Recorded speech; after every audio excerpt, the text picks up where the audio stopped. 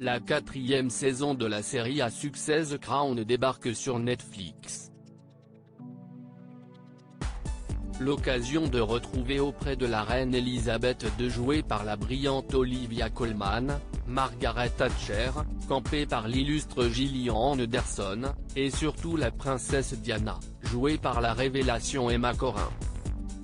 Le programme réalisé par Peter Morgan retrace la vie de Lady Di sous un angle plus sombre et plus réaliste, loin de la façade glamour de la vie de château.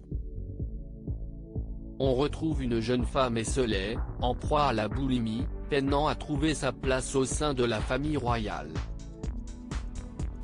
À l'occasion de la sortie de ce nouveau chapitre de The Crown, Jacques Attali, Hubert Védrine et Anne Lauvergeon, tous trois collaborateurs affiliés au gouvernement Mitterrand sous l'ère Diana, ont évoqué leurs souvenirs de la princesse dans les colonnes du Parisien.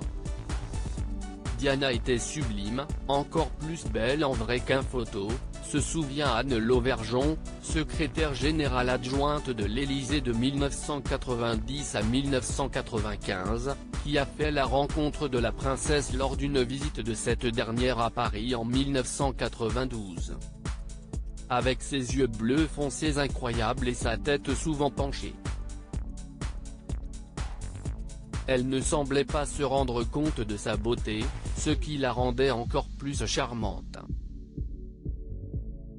Loin des oreilles indiscrètes, Diana aurait évoqué devant la clique de Mitterrand, lors d'une activité privée, les rumeurs sur le prince Charles en soulignant l'incapacité des hommes britanniques à exprimer leurs sentiments.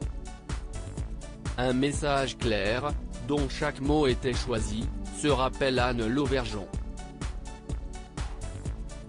La suite tout le monde la connaît, le couple se séparera l'année suivante avant de divorcer en 1996, un an avant la mort de Lady Di.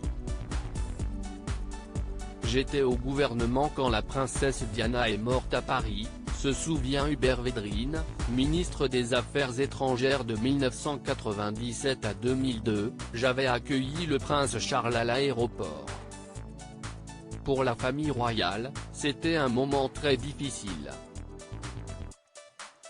L'amitié entre François Mitterrand et la famille royale britannique. Jacques Attali quant à lui, il a été conseiller spécial à la présidence de la République de 1981 à 1991, se souvient des rapports qu'entretenait le président de l'époque avec la couronne britannique.